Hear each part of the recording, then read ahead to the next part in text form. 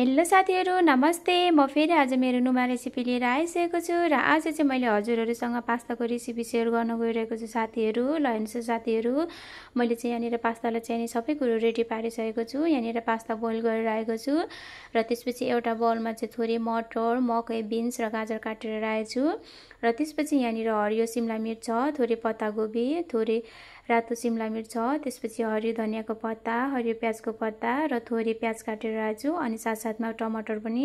टमाटरको चाहिँ मैले भित्रको बीज सबै निकालेर फालेको छु र त्यसपछि यहाँ थोरै लसुन पिसेर राखेको छु। यो सबै कुराहरू चाहिँ हामीलाई पास्ता बनाउनलाई चाहिन्छ है त साथीहरू। ल त साथीहरू, अब पास्ता बनाउन सुरु गरौँ है त। यहाँ चाहिँ सबैभन्दा पहिले चाहिँ मैले फ्राई प्यान बसाएर गरम गरिसकेको छु। अब मैले यसमा तेल राख्न गइरहेको छु।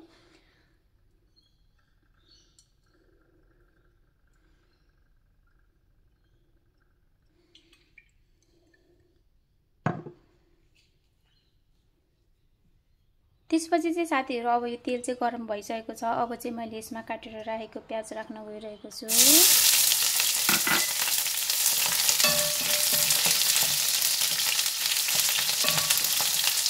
यसलाई चाहिँ थोरै हल्का फ्राई गर्ने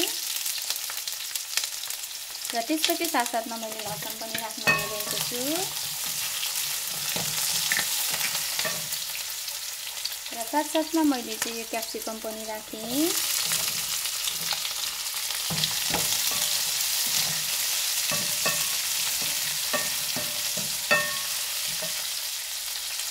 र मैले यो रातो क्याप्सिकम पनि राख्छु।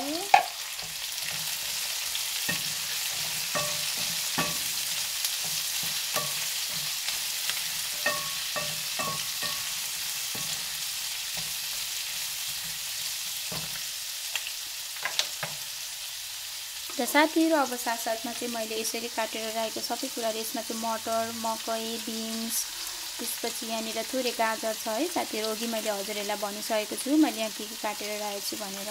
यसलाई पनि मैले यहाँ राखेँ र यसलाई पनि मैले यसरी मजाले मिक्स गर्छु।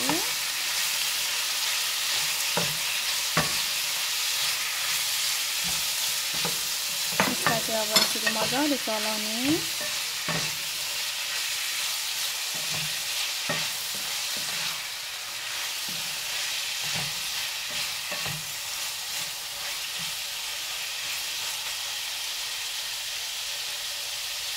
र साथसाथमा साथीहरू मैले यसरी काटेर राखेको टमाटर पनि राखेँ। यसलाई पनि मैले मजाले मिक्स गर्छु।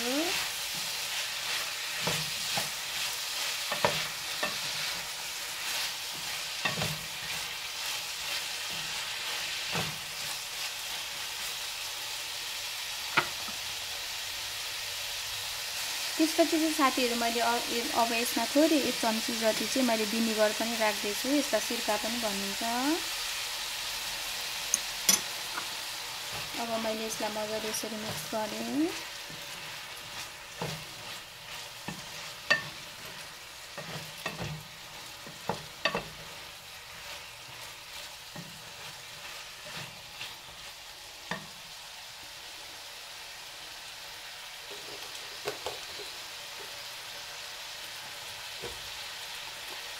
र साथीहरू, अब मैले साथसाथमा यहाँ चाहिँ थोरै मैले चाहिँ मरिचको धुलो पनि राख्दैछु, ब्ल्याक पेपर।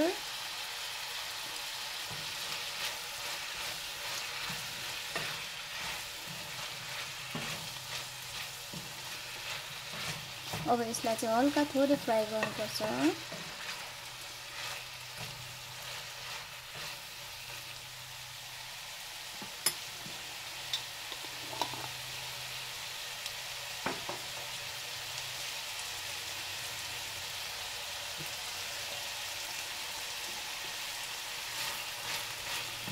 यसलाई चाहिँ एकछिन केही बेरसम्म फ्राई गर्ने।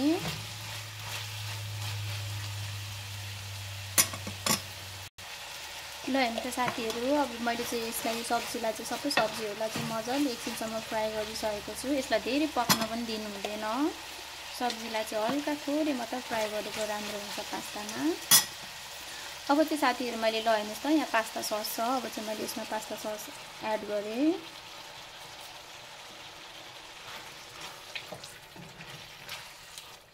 अब यसलाई यसरी मजाले मिक्स गर्ने।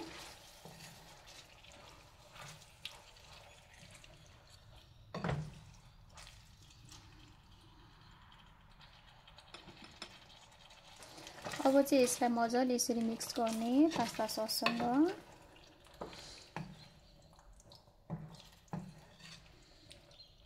यसरी बनाएको पास्ता चाहिँ असाध्यै स्वादिलो मिठो हुन्छ है त साथीहरू। यदि हजुरहरूलाई पनि पास्ता मनपर्छ भने हजुरहरूले मेरो नुमा रेसिपीलाई फलो गरेर यसरी नै बनाएर खान सक्नुहुनेछ।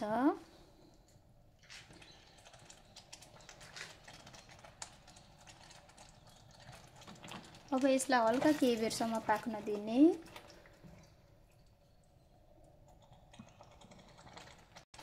ल हेर्नु साथीहरू, अब चाहिँ मैले यसमा नुन पनि राख्न गइरहेको छु। नुन हजुरहरूले स्वादअनुसार राख्न सक्नुहुनेछ।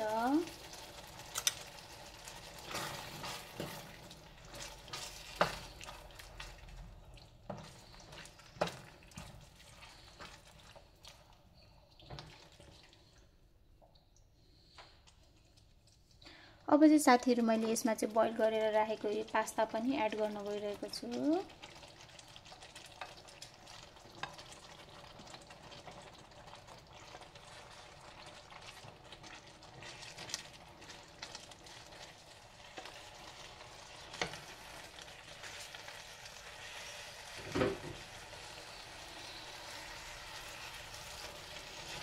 अब चाहिँ पास्तासँग यसरी सबै सब्जीहरूलाई चाहिँ मजाले मिक्स गर्ने।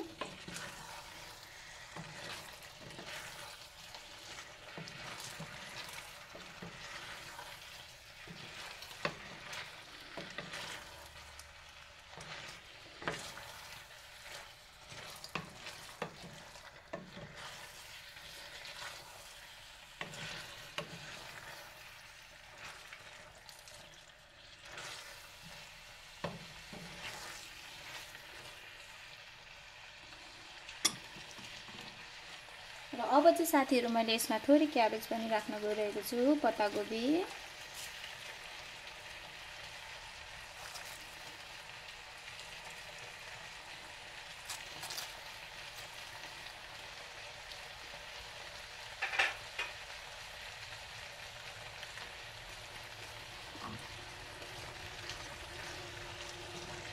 यसलाई पनि मजाले मिक्स गर्ने।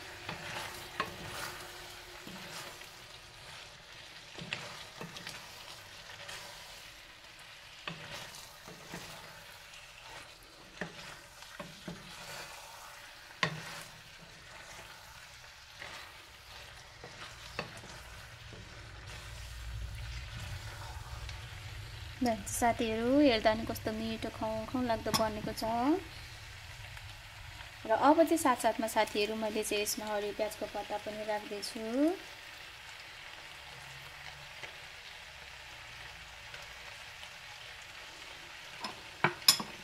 र साथसाथमा यसमा मैले अब धनिया पनि राख्दैछु, हरियो धनियाको पत्ता।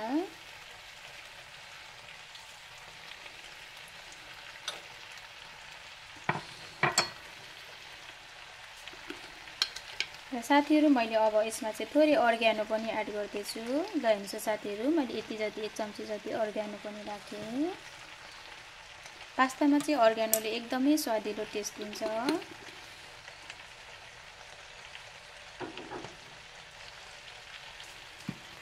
हजुरहरूले पास्ता बनाउँदाखेरि अर्ग्यानो राखेर बनाउनु भयो भने चाहिँ एकदमै पास्ता चाहिँ एकदमै मिठो बन्छ र पास्ता पनि एकदमै मिठो बसाउँछ।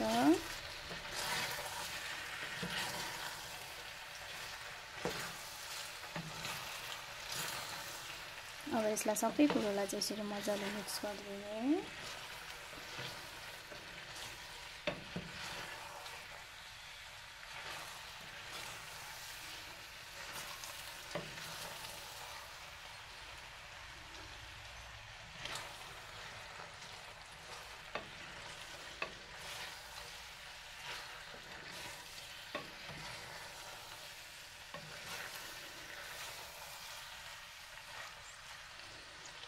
अब चाहिँ मेरो पास्ता लगभग बनेर रेडी भइसकेको छ।